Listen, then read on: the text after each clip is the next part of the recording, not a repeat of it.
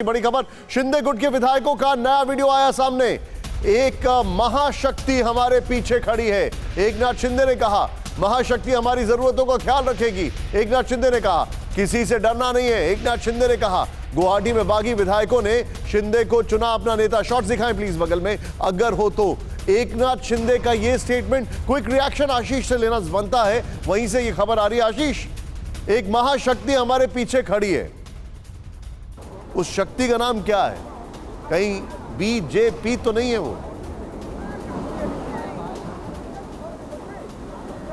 उसमें तो कोई शक ही नहीं होना चाहिए। देखिए कुछ लोग भी दिखाई दिए, चाहे वो मोहित कंबोज हो, सूरत में वो एक्टिव दिखाई दिए। वो मुंबई बीजेपी के एक बड़े चेहरों में से एक हैं। वो सूरत में चार्टर फ्लाइट के आसपास वो दिखाई दिए। उसके अलावा भी यहाँ पर गुवाहाटी में हमें कई बार जो हिमंता बिश्व शर्मा के एमएलएज हैं वो दिखाई दिए। भले ही वो क्लेम करें कि हमारे कुछ दोस्त हैं इसमें से और दूसरे राज्य से एमएलए आए हैं, हमारे काउंटर पार्ट्स हैं, कॉलीग्स हैं, तो मिलने आया था, देखने आया था।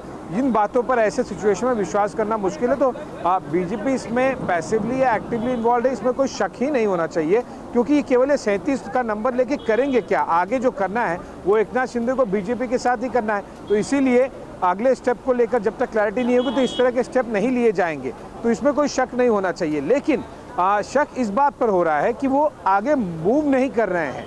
हिमंता बिश्व शर्मा ने ये कहा है कि गुवाहाटी में बहुत सारे अच्छे होटल हैं, कोई भी आके रह सकता है, शिवसेना का और बाकी एमएलएज भी आ जाएं, एमपीज भी आ जाएं। लेकिन जिस तरह से सूरत के बाद में गुवाहाटी को चूज किया गया, डिस्टेंस क्रिएट किया गया, क्योंकि सूरत और मुंबई के बीच में बहुत कम डिस्टेंस है, ड्राइविंग डिस्टेंस है, 3-4 घंटे में आप पहुंच सकते हैं। गुवाहाटी इतना आसान है नहीं। जिस तरह से मुंबई टू गुवाहाटी वाया सूरत हो रहा है चार्टर फ्लाइट से, जाहिर सी बात है कि उसमें एक बड़ी शक्ति तो है ही। आप जो बोल रहे हैं मैं आपको रोकूंगा यहाँ पर आशीष, लेकिन उस शक्ति के साथ एब्सोल्युटली राइट। और टाइम इज रनिंग आउट, क्योंकि अभी बहुत सारी चीजें आ रही हैं वहां पर। हमें नहीं इग्नोर करना चाहिए कि प्रेसिडेंशियल इलेक्शंस भी हैं और उसमें भी कई सारे अंक गणित देखने को मिलेंगे।